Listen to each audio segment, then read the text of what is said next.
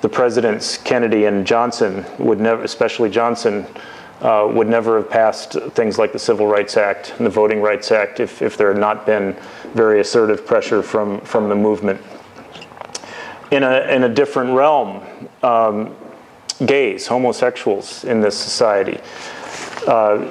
Quite aside from how any of us in this room might feel about homosexuality per se, if you look at gays in America and the way that they have been very purposeful about constituting themselves not only as a social community but also as a political advocacy community, and they've really pushed hard and used their financial and educational and other resources, and they have had a great success at pushing forward into mainstream society things that are important to them.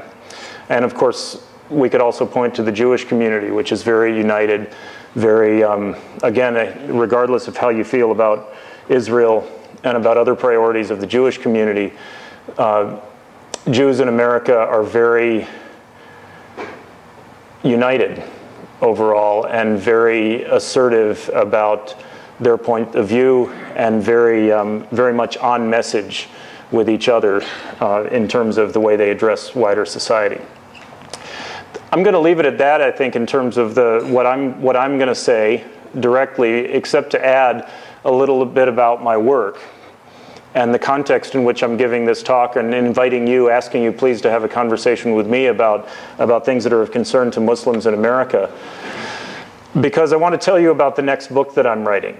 Romana told you about my several previously published books, Alive and Well in Pakistan, A Human Journey in a Dangerous Time, Overtaken by Events, a Pakistan Road Trip, which is sort of a continuation of Alive and Well in Pakistan, an update really, because between 2004, when that book, the first book was published, and 2009, when I made the trip that resulted in the second book, if you know anything about Pakistan in recent years, you know that a whole lot happened between 2004 and 2009. Hence the title of that second book, of course, Overtaken by Events. I don't know why I choose that country to write about, because as soon as you write anything, it's overtaken by events. And then my book about Haiti, Bearing the Bruise, A Life Graced by Haiti, which recounts 30 years from when I was a teenager. I first went to Haiti in 1982 with my father and turned my world upside down. Took me out of white America, all white, an all-white town of 8,000 people, Oconomowoc, Wisconsin. I went to Haiti at age 16 and came back, and the world was a different place for me just within those 10 days. And it's not a stretch to say that 30 years later, I'm still not quite fully come to terms with that very powerful, really radical experience that I had as a young man.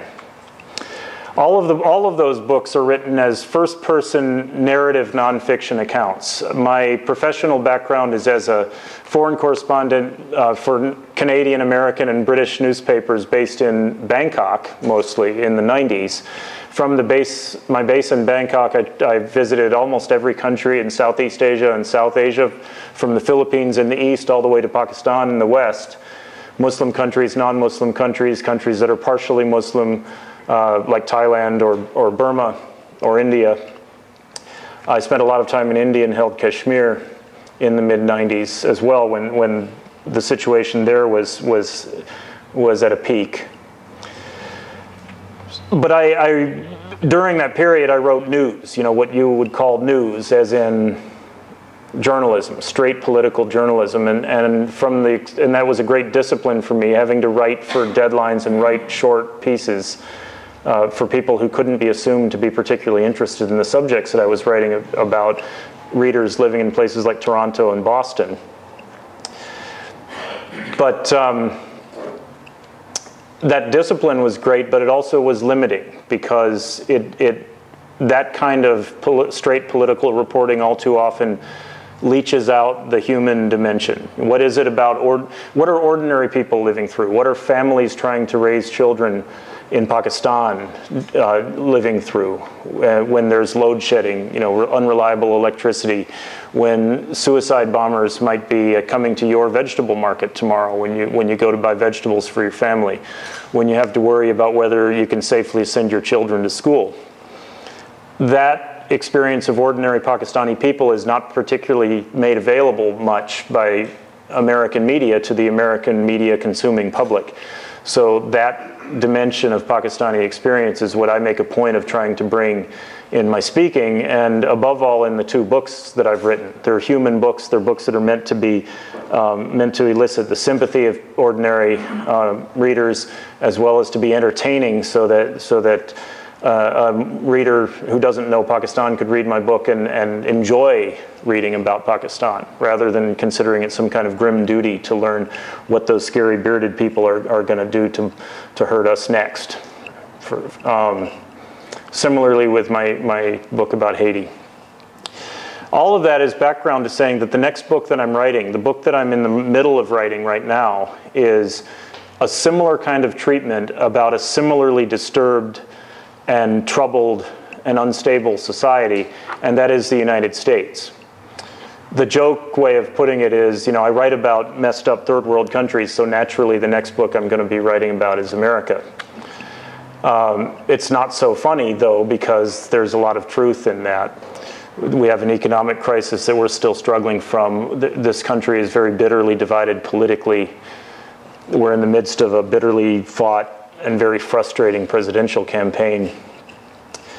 I'm traveling in the midst of that political campaign to hear the stories and the views and perspectives of ordinary people of all walks of life, all ethnic and religious and political backgrounds in every region of the United States. And when I get back to Seattle, where I live, in December, I will have several notebooks full of material and interviews and conversations that will bring a very wide variety of American experiences, American stories, American points of view back to my desk in Seattle, where the next challenge I face will be to try to connect the dots and integrate all of that into a coherent and entertaining narrative that will tell all of us as readers some things we need to know about American society today. I'm near the beginning of the trip for that book right now. I've just spent the last 10 days in Wisconsin, which I consider to be ground zero politically for America. I'm a little bit biased because I grew up in Wisconsin. I know Wisconsin. I don't know other states the way I know Wisconsin, but if you know anything about public events in America the last couple of years, you know that there's been a lot of what has been going on in America has really been going on in Wisconsin, from the occupation of the state capitol in Madison by 80 up to 100,000 people in February and March 2011, at a time when, incidentally, I happened to be in Pakistan. It was really interesting to hear about what was happening in Wisconsin when I was in Pakistan. And to the nomination of Paul Ryan as the Republican vice presidential candidate, to the massacre of Sikhs in the Gurdwara in Oak Creek, south of Milwaukee,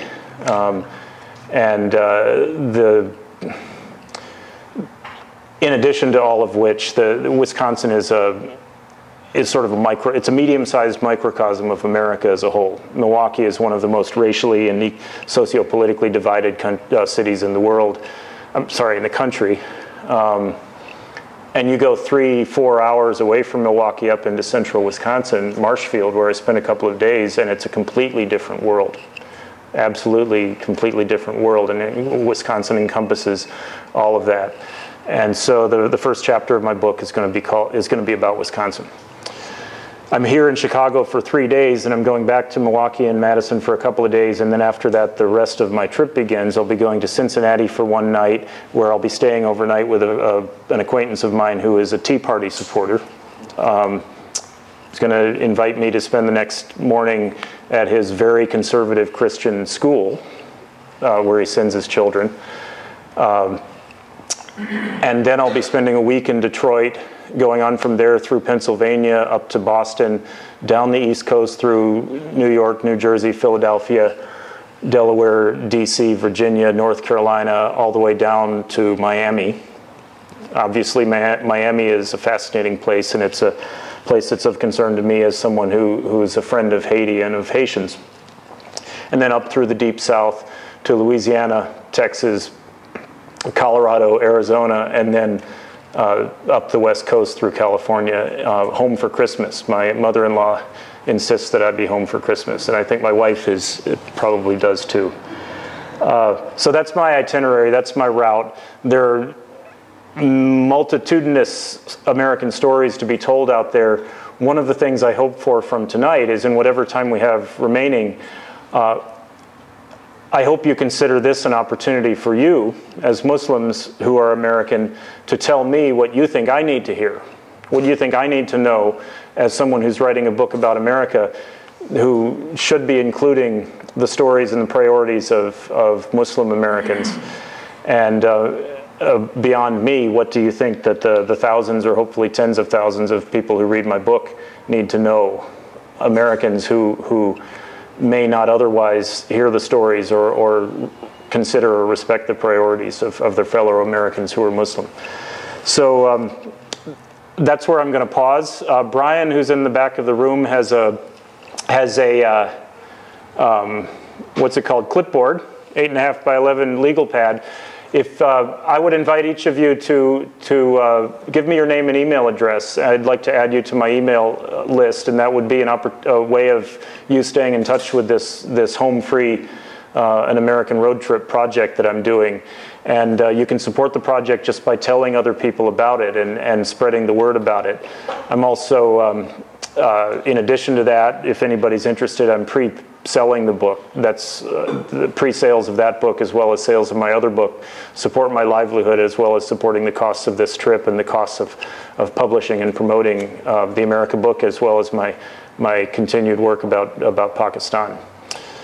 And in conclusion, I'm on Facebook, so please find me there. Thank you.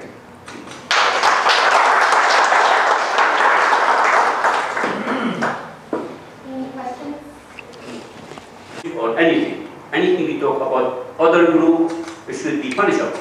That your freedom of thought has a limit.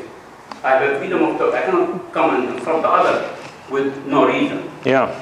Thank you very much. Yeah, thank you. And I think that making a law like that would be difficult and problematic. I don't necessarily disagree with making a law like that. I just think that